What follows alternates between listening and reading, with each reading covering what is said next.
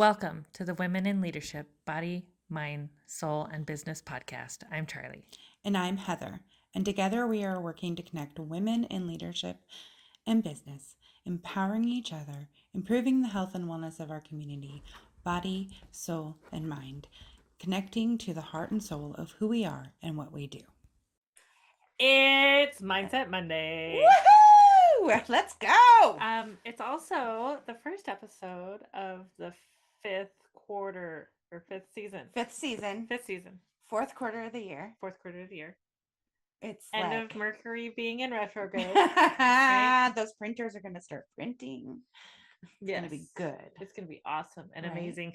And we wrapped up the Yoga Sutras last week. Yes. So that has been quite a journey. It's been an amazing journey, and we are not done talking about the Yoga Sutras yet, but we're going to take a little break from the Yoga Sutras until the beginning of the year. And for the remainder of the year, we are going to be talking about the 4 agreements. You guys have heard us talk about this before, but we are going to get in there deep. Are you ready? She's using an elbow. She's got an elbow and she's like in your glute, man, and you are pinned to the table. All right. We're going to talk about it. So in our readings, we're reading the 4 agreements and the companion manual. I will be continuing to read the 4 agreements book during our weekly reading. And if you would like to follow along with a companion book, I invite you to grab yourself a copy. Head on over to the website. Yeah. And also this makes the 4 agreements makes an amazing audiobook as well. Yes. So again, over to the website, order yourself a copy, follow along, listen along. I will be reading the 4 agreements book. It was a top grad gift last year. It was. Which I thought was really cool. Yeah. So if that tells you anything. So let's start with a little bit about what are the 4 agreements? What are the 4 agreements? Let's do like read them really quickly, the 4, and then tell us about the talk. Okay. So the first agreement is be impeccable with your word. Speak with integrity, say only what you mean, avoid using the word to speak against yourself or to gossip about others. Use the power of your word in the direction of truth and love. Ooh, nice. Okay. Number 2, don't take anything personally. Nothing others do is because of you. What others say and do is a projection of their own reality, their own dream. When you are immune to the opinions and actions of others, you won't be the victim of needless suffering. Number 3, don't make assumptions. Find the courage to ask questions and express what you really want. Communicate with others as clearly as you can to avoid misunderstandings, sadness, and drama. With just this one agreement, you can completely transform your life. Okay. Number 4, always do your best. Your best is going to change from moment to moment. It will be different when you are healthy as opposed to sick. Under any circumstance, simply do your best and you will avoid self-judgment, self-abuse, and regret. And I'm going to add one thing that we learned in reading the 4 agreements is to always assume that others are doing their best too. That was a huge mindset shift, right? You don't make assumptions, right. but you don't want to assume. You expect that they are doing. If you're doing your best, they're probably doing their best too. It's just the standard, right? Right. So if we are assuming that someone's going to attack us, we approach them differently. If we're assuming they're just somebody doing their best, right, we approach them differently.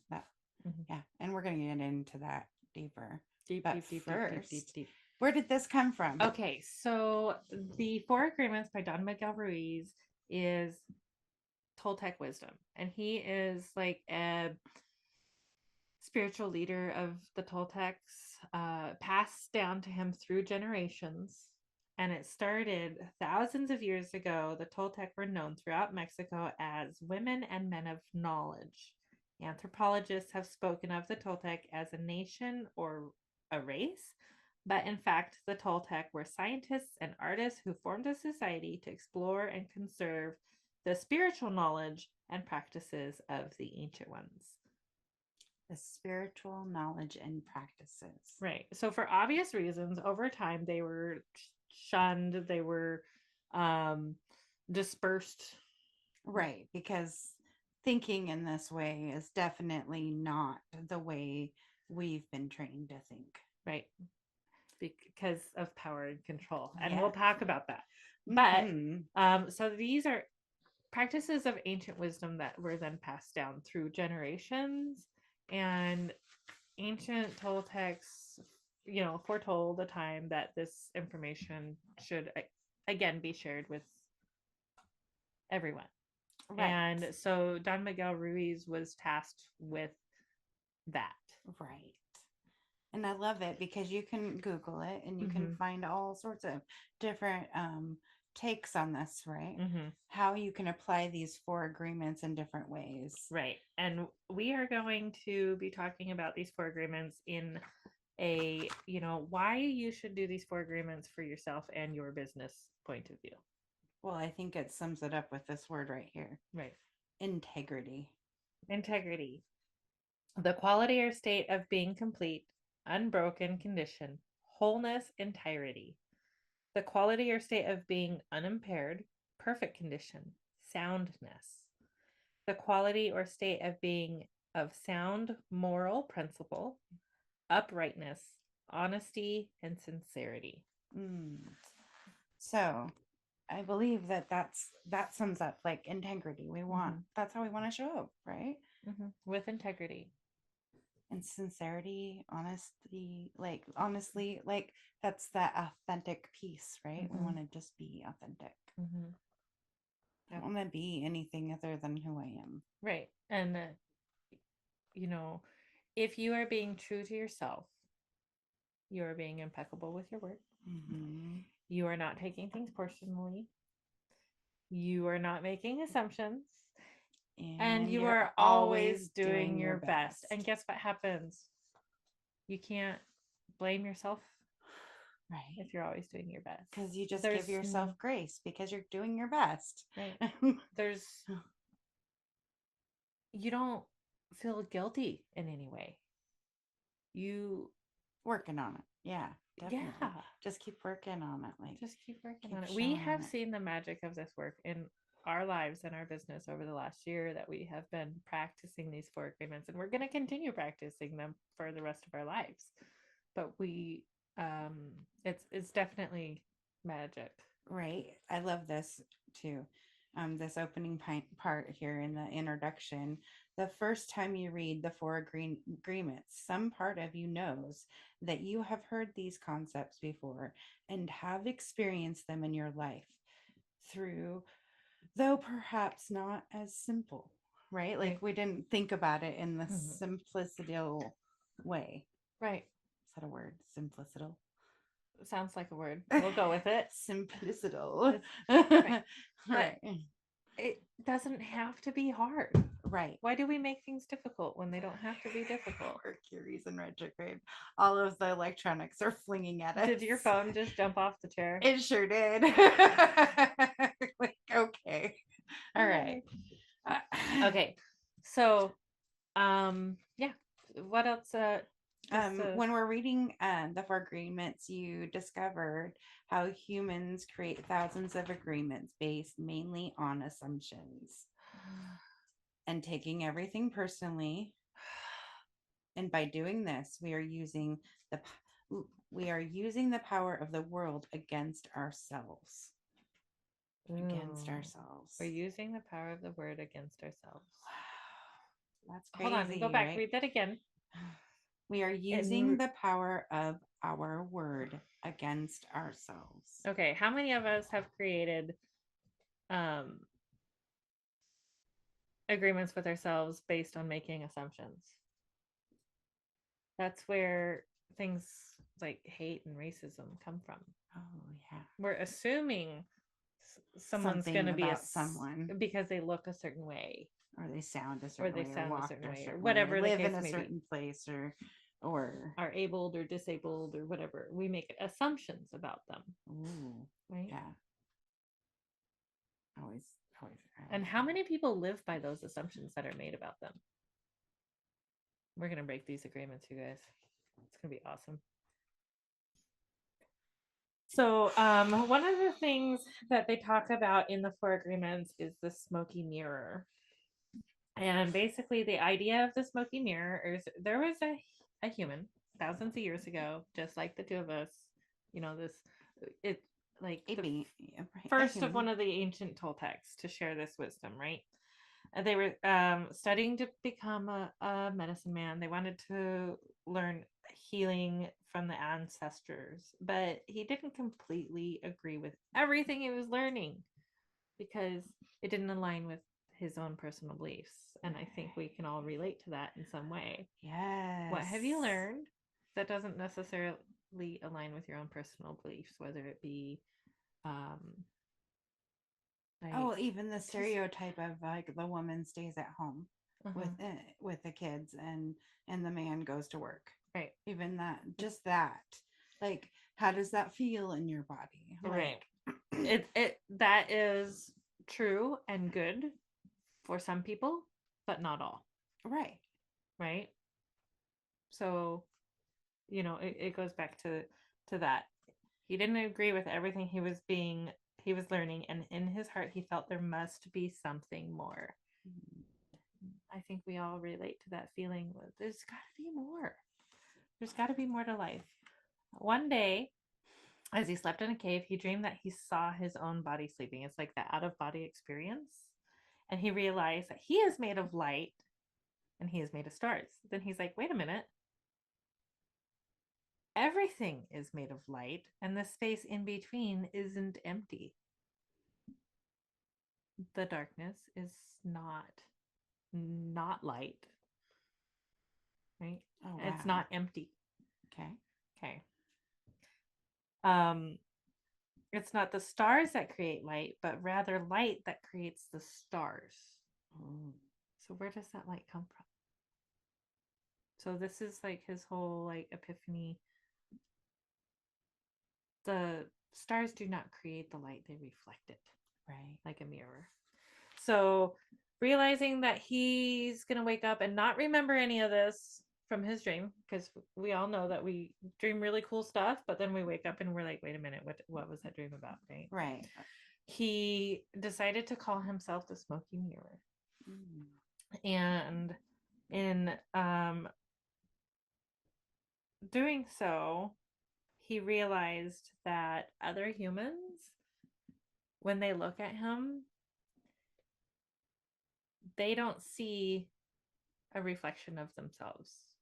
Whereas when he looked at other humans, he saw a reflection of themselves, of himself. Does that make sense? It does, because I know what you're trying to say. So let's take a breath and say it one more time. Okay. So he's the Smoky Mirror, right? He's the Smoky Mirror. And when other humans look at him, what did they see? They saw an unclear version of themselves. Yes. Okay. But when he looked at other people, it was transparent. Right. He could see himself in them. So he could see himself in them. Because because we're all interconnected. Right. Yeah. That's cool. Because I think that's the opposite of what most people experience, right? When they really realize it, then their relays, what they're seeing is their own reflection of how they're feeling. It's not about the other person. It's about them. Yeah. So it takes a different level of a different awareness to see someone as they are and see how you can relate to them. That's kind of like the walk in someone's shoes, right? Before, we all do this in business. When we meet somebody that we are potentially going to work with, we are instantly connected because, you know, of the energy that they have, right? You want to work with these people or you don't. Yeah. Right. We all know that inner feeling of yes or no. Right. And we've talked about if it's not a hell yes, it's a hell no. Yes. Because we are training ourselves to acknowledge our inner knowing. Yes. We're listening to ourselves. We are listening, trusting ourselves. We're building that know, like, trust with ourselves. Mm-hmm. All right. All right. So that's the smoke and mirror. Yep. That's the smoky mirror. We get more in depth into images of light and dark and the interconnected energy of everything, because everything is connected, whether you can see it or not. It's like air. We all breathe. We know air exists. We can't see the air. Right. Everything. That's where we talk about life. Well, sometimes you can see the air, but that's for not good. You. Right. And that's how we can talk about getting into the vortex where things are going up. For you. Right. Okay, cool. All right. I'm there. You're there? All right. Cool. So the companion book is kind of just tells you about how can you apply this to your life. Mm-hmm. How can you use the 4 agreements, go deeper and make improvements for yourself, right? Right. And the first step is the mastery of awareness, right? And we've been talking about this all year, is to pay attention to your awareness. You know, what are you aware of? What are you not aware of? Feel your body. When someone says, hey, do you want to go with me to this event over here? Do you go, or yes? Which one is it? Because if it's don't go. Right. Because the energy's not there for you. Right. But if it's doors are open, I'm running through it, I'm there energy, absolutely go. Yeah. Okay. And then and then next, master of transformation. Ooh. Shows us how to change the dream of our life. So they talk about the dream being the reality that we're all living in. Mm-hmm. So we all each have our own reality, right. Our own life experiences. This is our dream. And then how are we going to change that so that it's working with us and we're working with it, right? Instead of fighting it. It's working in alignment versus not. Yeah. Fighting it. Don't fight the alignment, you guys. All right. Next is the mastery of love, or the mastery of intent. This book is really good. Right. It's a whole book. Right. The mastery of love is a whole nother book. Yeah. But really I do believe we end up talking a little bit about it. Yeah. We get into it a little bit later. Because it's part of the 4 agreements. Right. To just have, in depth. Well, think about that. If everything you are doing is working in a place of love, there's no way you can fail. Right. You may not know what it looks like. Right. It might morph and change shape and look totally different than you planned it to look in the beginning. But if you are always working in a place of love, if you are always coming from a place of love. I think that's true, because what happens is you have to get to a place where you're taking that next step, and you're just taking that next step, but you're not seeing the top. No. You're not seeing what it looks like as you go. It's taking a leap of faith. Right. So that's the point, right? You're getting to the work where you can take those leaps of faith. Cool. And those leaps of faith can also look like baby steps. Right. They don't have to be big. They could be off sideways on the platform. Right. But it's a journey. It's following that inner knowing, being aware of what feels right and what feels good. Yes. All right. So yeah, they were talking about the book. All right. So what we're going to be aware of in part 1, and then there's a part 2. So there's 3 sections into each. So 1 is human suffering begins with domestication. Ooh. Human suffering begins with domestication. Did you guys know we were domesticated? That's such a like cats. dogs, right? We've been domesticated. We've been trained to think the way we do. Right. Societally. And if you think about how we as Americans have been trained to think versus um uh, people in like Nigeria, Africa, it's a different culture. Oh, yeah, completely right. different culture. So they've been trained to think differently, right? Okay. Right. All right. Number 2, humans are creators, but our power of creation is invested in our beliefs. So,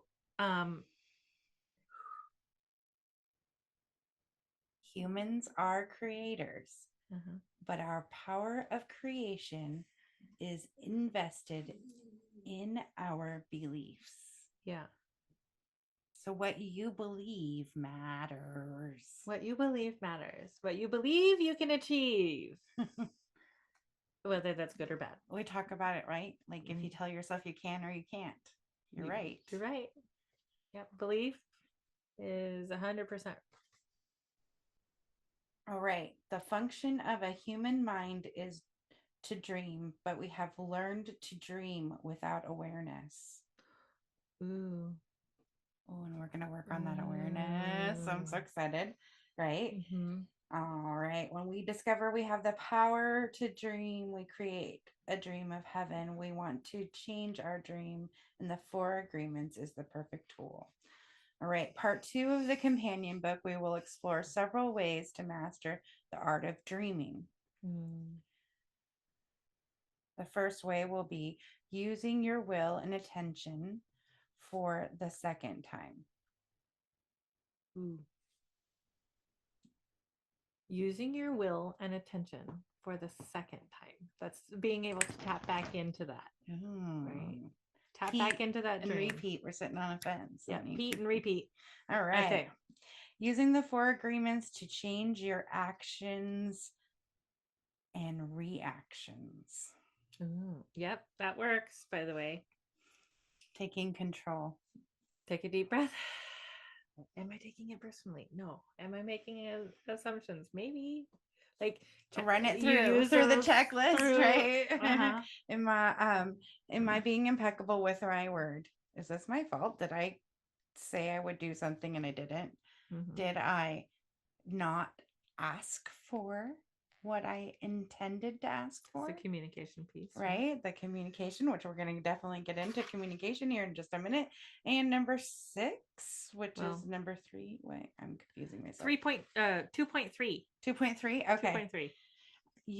Using detach to surrender to the angel of death. Not being attached to the outcome. So many people get so stuck on the outcome. Yes. That they totally miss the boat. You know what? This is just so much good stuff. I'm going to leave it with this piece here. The sun has already changed. The light has changed. We just need humans to dream the new dream. I love it. Bam. Okay. So it's Mindset Monday. Right.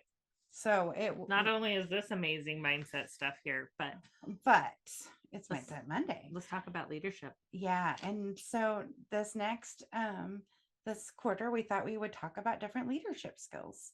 Absolutely. And how we can apply that to our mindset to help us be better leaders. Awesome. What? Drop the mic. Okay. So open communication is our topic this week. Open communication. A good leader keeps an open line of communication with team members and can succinctly explain organizational goals and tasks using different types of communication channels, such as one-on-one sessions, email, video, chat, phone calls, and social media. An effective leader also shares clear messages and makes complex ideas easy to understand for everyone. So I think you nailed it on the hammer, nailed the head of the nail when you said earlier when we were talking. We all learn differently. We all, yes. Right. So learning the way that you need to learn and communicating the way that person needs you to.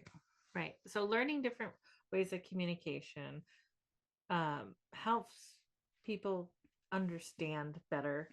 Same with how they learn.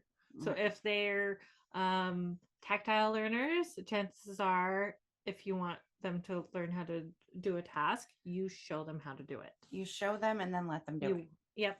Right? You walk them through the process and then you let them do one by themselves. Yeah. You have faith that they're gonna be good communicators back, right? And they're gonna tell you and give you feedback of what they need, So it's that mutual respect, right? Right.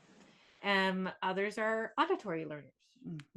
So you would tell them what you need and then say, okay, do you understand what that is? Can you repeat that back to me? And that's auditory learning.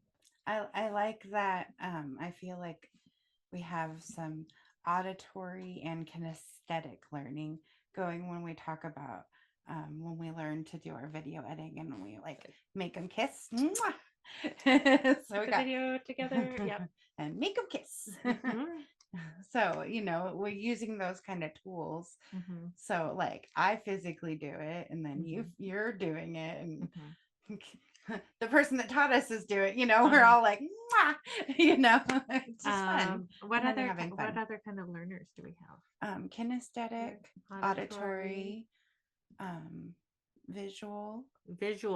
So like a PowerPoint or a video training might help those types of employees learn how to do something. Oh gosh, I remember back when they probably still make these. There was the visual learning books, and they literally could like not have a computer program in front of me, but like learn how to do things. Like and it just made sense, right? A visual learner might appreciate like a checklist because it's very visual. Graphs or flow graphs, or a quick like video clip of what you need them to do. Things like that. Yeah. What else do we got? So we have kinesthetic, hands-on, auditory through listening,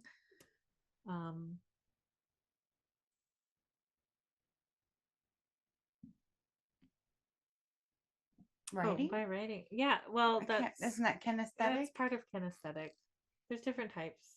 Okay, now Google's your friend. We're gonna totally Google. This is totally off. Right. We didn't prepare for this part. We would have. Yeah. Dang it. We've been. But Google's our friend. So basically, what you do is you find a free test on it.